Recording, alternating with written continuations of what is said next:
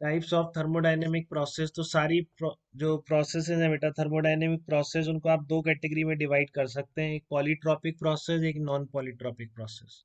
Polytropic process की definition है C equal to constant, और नॉन पॉलीट्रॉपिक प्रोसेस का मतलब है C changes with pressure volume and temperature.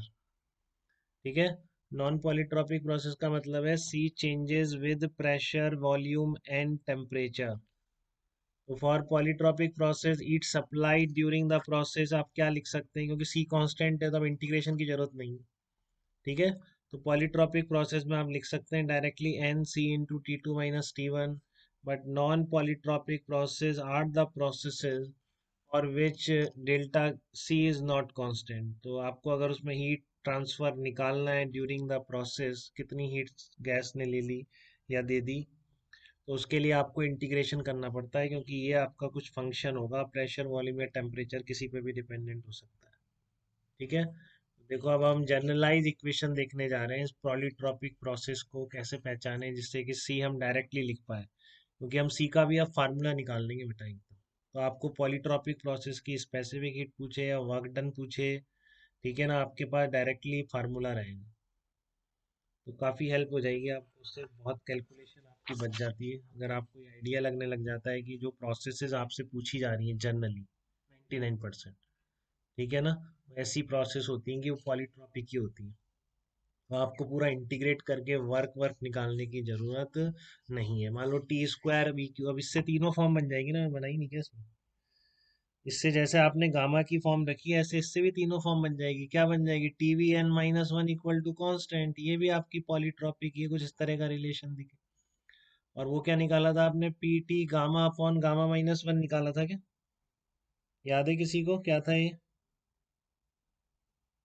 P into T, तो कैसे निकाला था, इसकी जगह मैंने रख दिया था n R T upon P, तो T n raise to power one minus n ऐसे ही था, इक्वल टू कांस्टेंट, इसकी जगह रख दिया ना n R T upon P, one minus n बन गया, और इधर टी रेस टू, ठीक है। तो ये सारी पॉलीट्रॉपिक प्रोसेस हैं, किसी भी फॉर्म में हो, T V square equal to constant कर दो, तो आप इसका वर्क वर्क निकालने के लिए इस स्टेट से उस स्टेट तक चला गया, वर्क निकालना है, प्रोसेस है T V square equal to constant, तो आप तो एन निकालोगे corresponding n, T V square कह रहे हो तो n minus one equal to two और एन इक्वल टू थ्री आ जाएगा। ठीक है ना, एन की टर्म में मैं आपको ये याद करा रहा हूँ वर्क डन का फार्मूला। तो एन क्या है, यहाँ के ऊपर जो भी चीज़ आ रही है बेटा वो आप किसी भी तरह का रिलेशन है वो निकाल सकते हैं। तो मैं आपको स्पेसिफिक हीट और वर्क डन के फार्मूले कैपिटल एन की टर्म में याद करा रहा हूँ। ठीक है, तो work done by the gas बताओ, निकालने की जरूरत है आपको, फार्मूला याद है इसका एडिवेटिक का, ठीक है ना, डेरिवेशन सेम एज एडिवेटिक कर दो,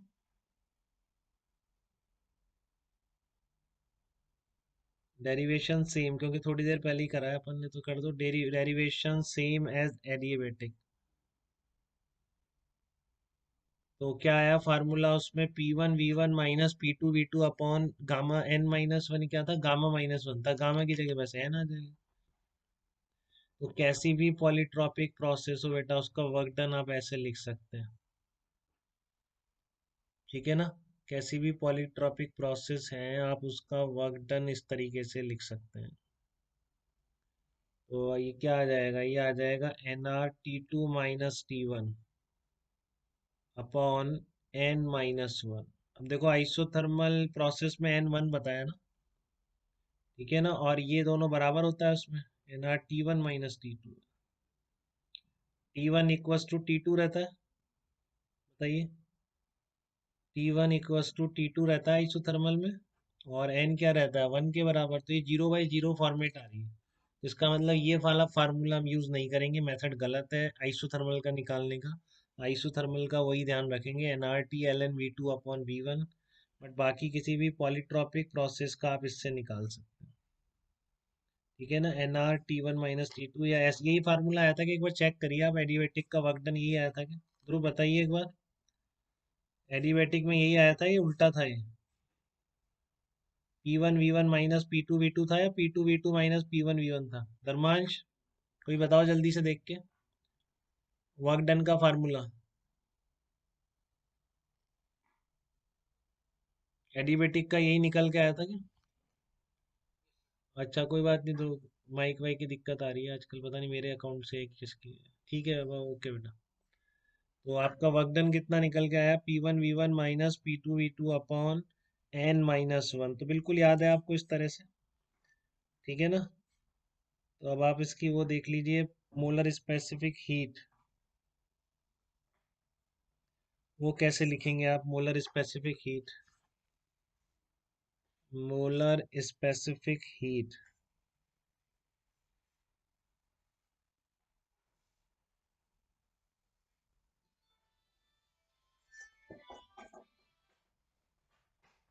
मोलर स्पेसिफिक हीट कैसे लिखें, वही तरीका अपना कि delta Q equals to delta W plus D you.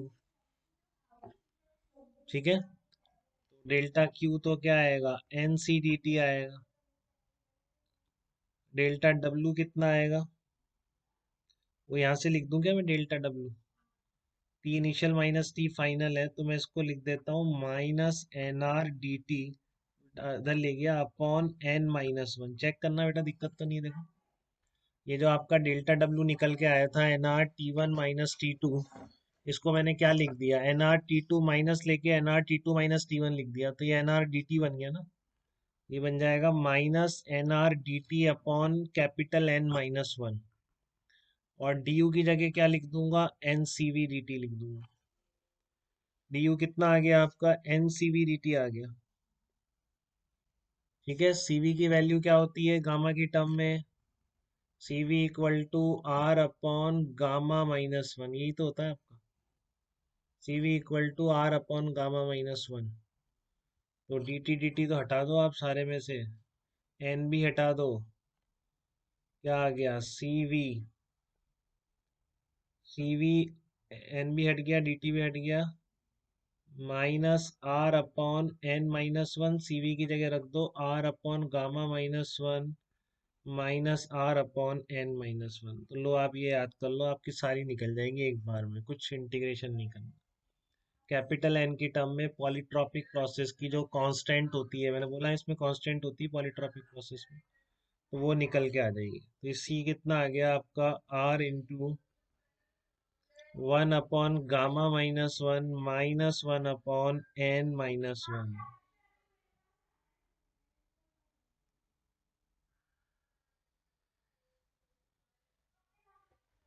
C equal to R 1 upon गामा-1 माइनस 1 अपॉन N-1।